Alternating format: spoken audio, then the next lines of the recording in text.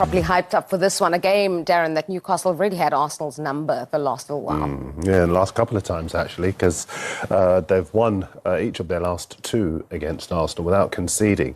That takes some doing when you consider the firepower that Arsenal have and the creativity in their forward line as well, and they've added Gyökeres too. But as far as Newcastle are concerned, the question is the right one, because they're still sore from losing Isak, but Voltemada's come in, Nick Voltemada, and he's done a little bit just to ease that pain. Scoring at St James's Park, earning the trust and the adoration of that fans is going to go a long way to helping him to get his feet under the table even more quickly. But I think in this game, Newcastle are going to really have to be at their defensive best, because Arsenal will come at them, and they've got the weaponry to be able to do that. And they've got that creativity in midfield as well. This is going to be a very, very tight game, and I don't think there'll be one goal in this one. What I find interesting, I was at St James's Park for the first time last week, completely blown away by the place, by the way. Great energy.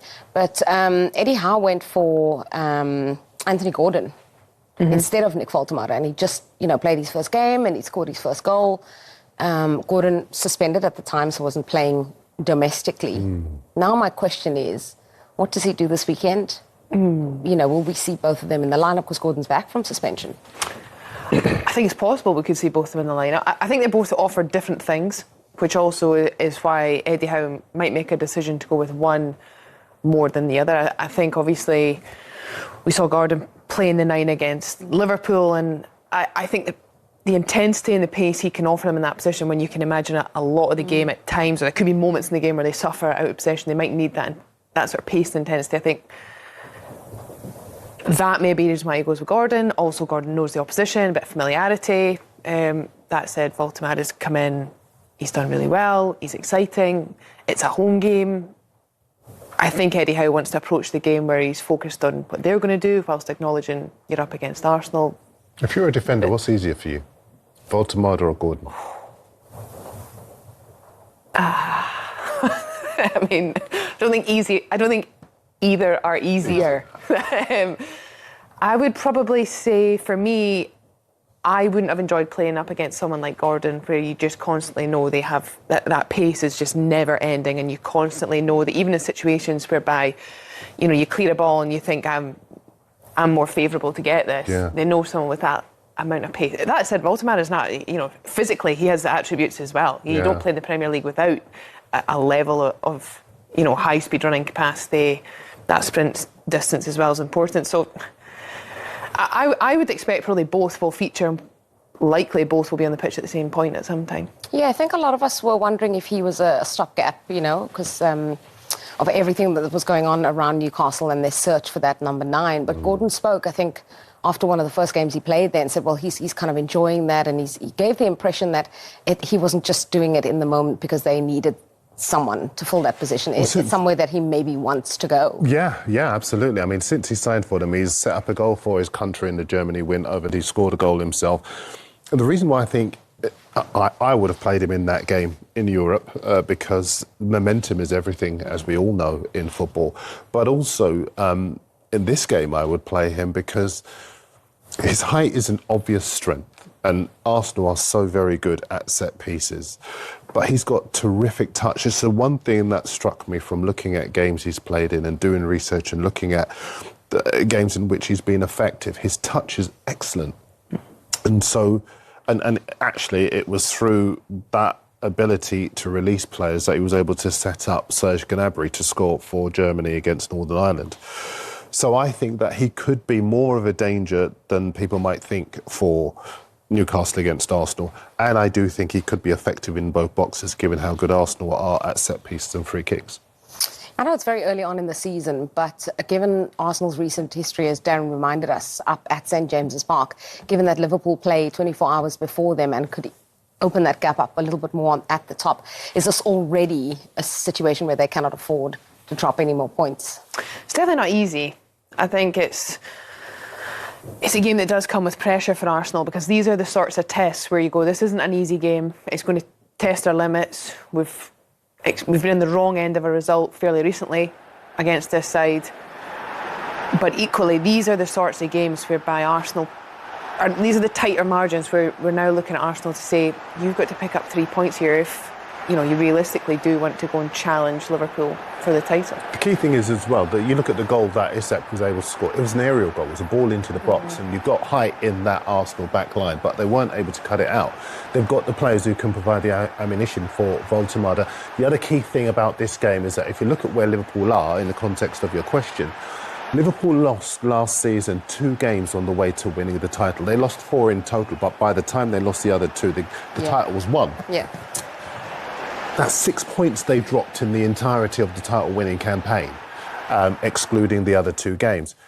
Arsenal are 5 points behind. As to your point, they can't afford to give Liverpool any more ground. If they were to lose tomorrow and Liverpool were to win this weekend, then suddenly it's a real problem. Mikel Arteta's team selection is heavily criticised and has been. He now has the squad that many are saying is the one he requires to go all the way in the title race, but he doesn't seem to be getting the selections right. Eze on the bench against Manchester City, Martinelli, who'd scored that winning goal the game before, on the bench as well. In the end, when he was introduced, he did manage to equalise for them against City. It's this time and this kind of game where Arteta, I know he made jokes about playing a little bit with a handbrake on. He made it post one of the press conferences. But this time around, are we expecting to see Eze, who did start and score in midweek, we're expecting him to start? I mean, to expect, I think, is something that's probably difficult to say. And I think some of this criticism is really harsh because we need to remember that we only see the Arsenal team on a match day, and Mikel Arteta's working with them day in, day out. There's different reasons why you start players, and nowadays, as everyone keeps saying, your bench is absolutely pivotal. I mean, that was a great goal late on in the game. Those, for me, are the moments where actually you go, yeah, this is why we do have the depth. We make the changes. Players are motivated to go on and try and take advantage of that. No player wants to be a sub, but we are in a situation now where you play for the top clubs, you have to understand there will be other players that will also, you typically have 2 players in every position and everyone wants to start. Everyone's good enough to start, but only half of you can. Yeah. So that's sort of the nature of it, and therefore it's up to Mikel Arteta to pick who he wants. I think some of the criticism is harsh for me because he's very articulate. There's so much goes into your team selection, and typically, as fans, you see what happens last weekend, and you think, well, they were great last weekend. They scored. I would start them. That's as fans, we go, I'd put them in starting 11. But there is a lot more to factor in. Away from home at Newcastle, there's the emotional, mental factor. You have to consider. He knows his players better than we do. Darren, do you think the criticism is warranted? No, I don't actually. I think he's got a terrific squad of players, and it is about managing the players. It's about managing their minutes. It's about making sure that the injury problems that really did cost him last season, and even as threatening this season, people forget Saka's had his problems. Maduiki's having his problems now. Havertz has had his problems. And actually, the way they've been able to respond to those problems, Mosquera came in for Saliba in the Liverpool game. In midfield, Zubimendi's been outstanding. So people don't feel the loss of Havertz as much as they would have done. And before Mosquera was injured, he too was able to deputise for Saka. And the fact that they can call on Eze on top of all of that says that the buying policy has been really good. So he's got to manage those minutes. And also, the other thing is, Martinelli's been more effective coming on as a sub rather than starting games too. So, in many respects, I'm with you. I think that I look at Arteta and sometimes he looks like a bit of a haunted man because Arsenal have a huge fan base, a huge worldwide digital fan base. And every time there is a misstep for them, for a club that is desperate to win the league, Arteta gets it. He knows he doesn't have that much room for manoeuvre. So I feel a little bit of sympathy for him, but I think he's trying to do the right thing.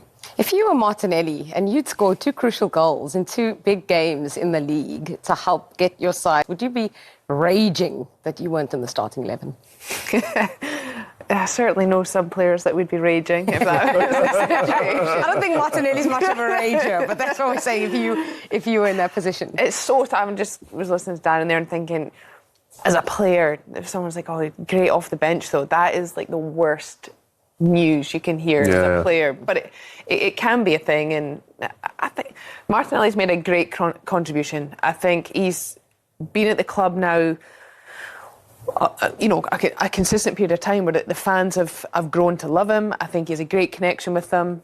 He's made big impacts in enough games now where people know what he's about. I think there's probably still some question marks over, can you do it a little more consistently? So the fact he's managed to do that, yes, I think he's definitely asking the right questions to Mikel Arteta. Go back on the lineup and the starting 11 from Arsenal and that midfield three with Merino, Rice and Zubimendi, and understand why Arteta did it, for getting control and for having control on that game, thinking that City were going to play like they usually play. But the thing is, City took the lead early and then parked the bus pretty much. And after that, there was a lack of creativity that was created by that midfield three that was not really made to be creative in the first place. So I can understand what Arteta was trying to do. I can understand the fact that he was maybe too cautious, but with hindsight, because before the game, nobody knew City were going to play like this. So I think it's a bit harsh on Arteta to blame him for that starting 11. As soon as he could correct it, he did at half-time and brought on Saka and Eze, and that changed the game. But it was difficult for him to do that before. I mean, Stilian, what did you make of that? I mean, I've never seen Man City defend like that. It was sublime in a way. I was just going to ask Julian, was he surprised from Pep Guardiola's approach? Because he never usually changed his style of play. But I think Guardiola now understands he becomes a little bit smarter how to navigate his team, and especially in the games against Arsenal. I mean, Arsenal is a strong opposition. They've got players that can hurt you.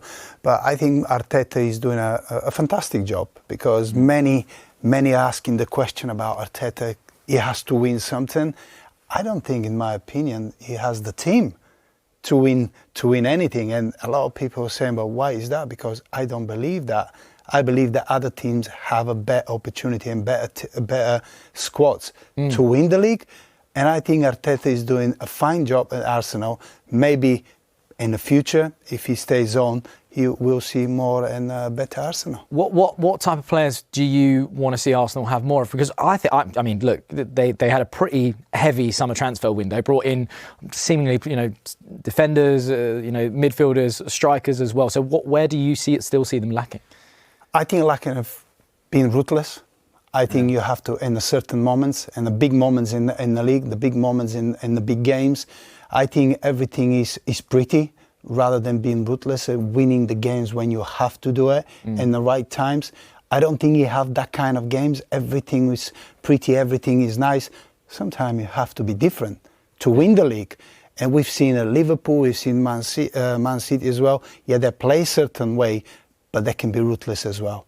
Yeah. They've got the right moments to be ruthless and to clear the league. I guess, Julian, it's the buzzword, but I've seen Mikel Arteta talk about it already this week in some of his press conferences, the handbrake, right? A lot of Arsenal fans, I don't know where it's going to come from, everyone's kind of saying, we want to see Arsenal play with the handbrake off. Do you think that is the issue? Are they almost being held back too much tactically? I don't think so. I think what's been quite interesting in the past is that Arteta had been searching for more control, which is what Guardiola has done, which is that's the route that a lot of managers have taken in the Premier League and in other big leagues in Europe, which I can understand completely. If you control the ball, if you control the way the game is going, even without the ball, you've got more chances to win, right?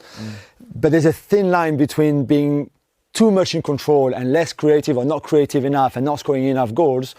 And I think this is where they are at the moment. They still just need to find that middle ground in between. Let's be solid and in control of the game, but also so that doesn't prevent from the flow of the game, and when they're on the ball, to be as good as it should be. Because when you've got Saka and Ødegaard and Gyökeres and Rice and Eze and all those players, and flair players for some of them, it'd be a shame to just look for the control and not let their creativity go. So that's why they need to find the middle ground. Well, that's it. I think, Stilian, do you reckon, like, when you look at Arsenal from set pieces, or even sometimes even in the defence, they look so structured, but going forward, it's almost, you're saying, allow the players to have their creativity? You have to.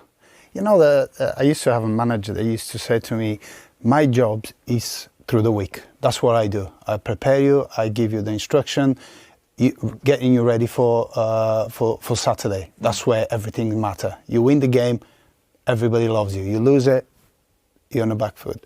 So what's happening is it's about players taking responsibility, making it being more creative in the final third. When you score goals, when you win games, manager won't question you. I've been there. Manager will give you certain instruction to do through the games, but what you do is if you do it even better, if you decide games, if you're the game changer, he won't say anything against it. He will support it, and you will see that you can offer something else. And Julian mentioned something about, Arsenal being, going back to long throws and that. That's what I was talking about, being ruthless. Yeah. You don't have to be like Pep Guardiola. Yeah. You don't have to be the same way. If you want to be your own manager, you have to have your own style. You don't have to be like somebody else. Cillian, I'm going to have to stop you there because we've actually got some breaking news. We're being interrupted by the Arteta on William Saliba there. Julia, I'm going to come to you on that because obviously, a fantastic talent from France. When he first arrived at Arsenal, it's so interesting to see that Mikel saying that it was a tense relationship almost between the two of them. Yeah, I think Mikel didn't think he was good enough to play for Arsenal at that time. He was very young. He had only played, I think, 35 or 40 games in France for Saint-Etienne at the time, starting at 17 in Ligue 1. But you can play at 17 in Ligue 1. You can't really play at 17 in the Premier League if you're not really ready. And I think Mikel saw it when Mikel arrived at the club and thought you just need more time. That's why he went on loan, and I think the loan did him a lot of good, whether that was at Nice or Marseille. He played in the Champions League, played for Marcelo Bielsa, for example, which is huge in your own development when you're a young player. And then when he came back, he was ready to fight for his place. And I think him and Mikel and the staff have made him into one of the best defenders in the world, which is what it is now. Him and Van Dijk are the two best centre-backs in England. He's one of the best in Europe. And I think it was very important for Arsenal to keep him. I mean, you've got your ear, close to the ground on a lot of, transfer dealings and things like that. How close was William Saliba to ever actually leaving Arsenal? There was a few phone calls in the summer from top European clubs, like top clubs, with 2 years left on his contract, who were hoping, don't sign now, don't extend now, and then next summer we can put pressure because you'll have only 1 year on his contract. In his head, he wanted to stay here. I think if things go well, he will stay at Arsenal for a very long time because he's very happy in London, he's very happy at the club, he's very happy with Arteta, with the squad, with the dressing room that he has. Of course, he wants to win trophies, and like every footballer, this is what you play for, right? Yeah. But he feels that he's in the right environment to do that. So he was super happy. He's super happy now. Like, again, very recently we talked about it. Super happy, and I think the club and the fans should be super happy too. Arteta is talking about that. He's quite surprised of his improvement. Would you agree with that one? I mean, I saw him when he was 15 and he was already he was an incredible 15-year-old. And then after that, apart from the beginning, he had a bad injury. And then there was a time where you felt, okay, how is he going to improve, and what kind of rhythm, is he going to improve? And it's been really, the rise has been incredible for France and for Arsenal. It's incredible. He's a huge talent. There's still more to come from him. Still, as a player, when you're part of a squad and you haven't won a trophy in a while, you haven't been exactly getting over the line. When you see one of your best players commit their future to the club, what does that say to the other players? What will they be saying in the dressing room now?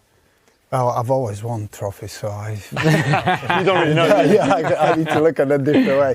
Yeah, listen, it's always good. I mean, he's young. He's showing a great opportunity to develop. This is what a good manager is. You have to look into a player and see, does he have a potential to be developed? Does he show signs that we can work on and he can become better? Saliba, you can see that he's improving. It's good to see that the manager and the player are working throughout the differences. That's important. Yeah. But as a manager, you always want to have good players, young players who are willing to improve, but also to question the manager if something is not right. And that's good to see. And it's good to see that Arsenal are working well in that front. Absolutely. Having the tables turned on them by Arteta's old employers Manchester City, Arsenal experienced role reversal of the unexpected variety at the Emirates last weekend, as the Gunners and the Sky Blues reunited almost exactly 1 year on from their pulsating 2-2 draw at the Etihad Stadium. On that occasion, Arteta's 10 men did their utmost to shut up shop before John Stones levelled in the dying embers, and this time around, Pep Guardiola ordered his men to sit with their backs against the wall, only for Gabriel Martinelli to delightfully lob Gianluigi Donnarumma in injury time. While a point versus Man City can never be regarded as a bad result, there was a palpable air of frustration around the red half of North London at a gilt-edged missed opportunity, as Guardiola recorded his lowest ever possession percentage as a manager and Arsenal failed to truly capitalise. The critics of Arteta's supposed conservative lineups and tedious tactics are already out in force, especially after Arsenal also failed to blow Port Vale away in the EFL Cup third round in midweek, but Eberechi's and Leandro Trossard's strikes were enough for a routine 2-0 win. Back to Premier League matters, the Gunners are at risk of falling a whopping 8 points behind perfect leaders Liverpool should they succumb to defeat at St James's Park, where their recent record leaves a lot to be desired. Indeed, Arsenal have been beaten in each of their last 3 trips to Newcastle's turf, and for overall since Arteta took charge in all competitions, they have only lost more away games against Man City 5 during the Spaniards' reign. Not only have Newcastle prevailed in their last 3 at home to Arsenal, the Magpies have done so without conceding a single goal, and the hosts are now aiming to defeat the Gunners in 4 straight matches at St James's Park for the first time in 56 years. Absent from Arsenal's last 3 matches with another freak shoulder injury, Martin Ødegaard is being put through his paces in training again and is on course to be available this weekend, so the days of Mikel Merino starting in the captain slot should be over for now. However, the dangerous Noni Madueke is expected to miss 2 months with the knee injury he sustained against Man City, joining Kai Havertz and Gabriel Jesus in the infirmary. There has been no update on Piero Hincapié's recovery from a groin issue, though. Madueke's blow is not so disastrous thanks to the return of Bukayo Saka from a hamstring problem, and the England international needs just 1 goal or assist this weekend to reach 100 direct Premier League involvements. He is currently sitting on 54 strikes and 45 help.